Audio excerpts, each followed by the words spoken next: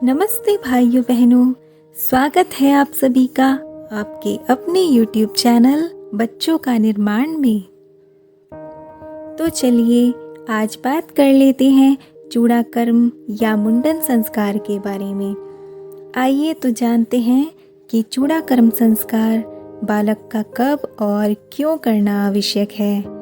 देखिए, अन्नप्राशन के बाद यह 8वां संस्कार होता है।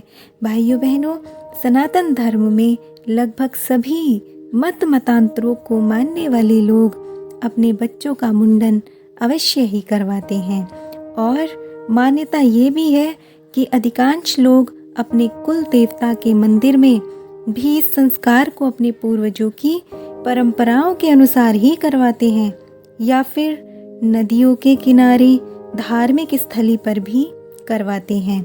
ऐसा करने के पीछे विशेष कारण यह होता है, एक तो वह अपने कुल की परंपराओं को आगे बढ़ाते हैं और दूसरा कारण ये भी है कि पवित्र स्थली या मंदिर आदि स्थानों पर पवित्र परमाणुओं का वातावरण होता है, जिससे बालक को दिव्य गुणों की प्राप्ति होती है, देवताओं का आशीर्वाद बच्चे को मिलता है। और मित्रों, कुछ स्थानों पर घर की महिलाएं बालक के मंगल के लिए मंगल गीत भी गाती हैं और पुरोहित मंत्रोच्चारण करते हैं। देखिए कितना सुंदर वातावरण बन जाता है, बच्चे के चारों ओर दिव्यता ही दिव्यता होती है और ऐसे वातावरण में कोरे कागज के समान बालक के चित्त में श्रेष्ठ संस्कार जन्म लेने लगते हैं और उसके पूर्व के चित्त के जो संस्कार थे उनसे वह छूट जाता है। तो भाइयों बहनों, यह तो थी संस्कार और परंपराओं की बात। अब हम बात कर लेते हैं कि मुंडन संस्कार के करने के वैज्ञानिक कारण क्या हैं। चलिए जान लेते हैं। जैसा कि आप सभी जानते हैं कि सनातन संस्कृति पूर्णतः विज्ञान पर आधारित है। देखिए, जब बच्चा 1 वर्ष का हो जाए या 3 वर्ष का हो जाए तब मुंडन या चूड़ाकर्म संस्कार करवाना चाहिए, क्योंकि 1 वर्ष से पूर्व बालक के सिर की त्वचा कोमल होती है। 1 वर्ष का होने तक उसका सिर मजबूत होने लगता है, इसलिए 1 वर्ष बाद ही उसका मुंडन करवाना उचित होता है। इस संस्कार को लेकर हमारे ऋषियों की जो परिकल्पना रही है वह शुद्धता और स्वच्छता रही है। मुंडन कराकर बालक का बौद्धिक विकास तीव्रता से हो। जन्म के समय उत्पन्न बाल जो होते हैं उनमें नाना प्रकार के दोष होते हैं। 9 माह तक गर्भ में रहने से शिशु के सिर पर आए बाल अशुद्ध होते हैं। विभिन्न प्रकार के बैक्टीरिया, जीवाणु, विषाणु, गंदगी इत्यादि रह जाती है जो बाल धोने से भी नहीं निकलती। इसलिए मुंडन कराना अति आवश्यक है।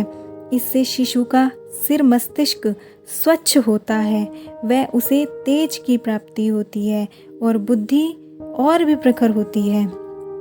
तो मुंडन करवाने से बालों के रोम छिद्र भी खुलते हैं, जिससे नए घने मजबूत सुंदर बाल निकलने लगते हैं। मजबूत बालों से सिर को सुरक्षा ही प्रदान होती है और इस समय बालक के दांत भी निकल रहे होते हैं, जिससे उसका सिर दर्द करता रहता है, वह चिड़चिड़ा हो जाता है, उसे भारीपन महसूस होता है। इसलिए भी बच्चे का मुंडन करवाना आवश्यक हो जाता है, जिससे उसके सिर में उसको हल्कापन महसूस हो।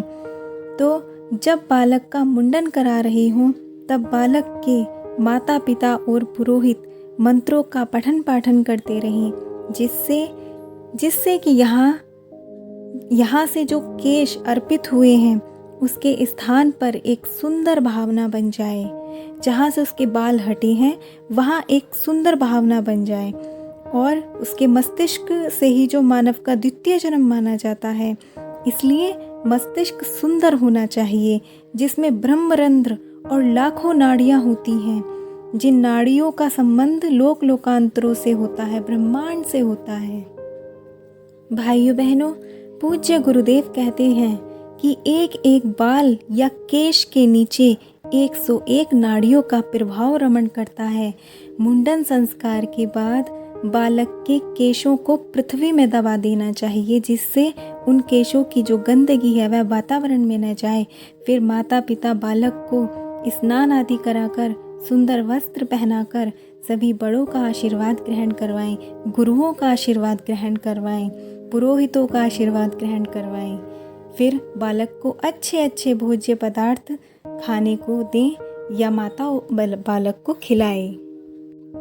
तो भाइयों बहनों, आशा करते हैं आज का यह वीडियो आपको बहुत अच्छा लगा होगा, और यदि लगा है तो वीडियो को लाइक करिएगा और चैनल को सब्सक्राइब करना न भूलें। धन्यवाद। आप सभी का दिन शुभ हो।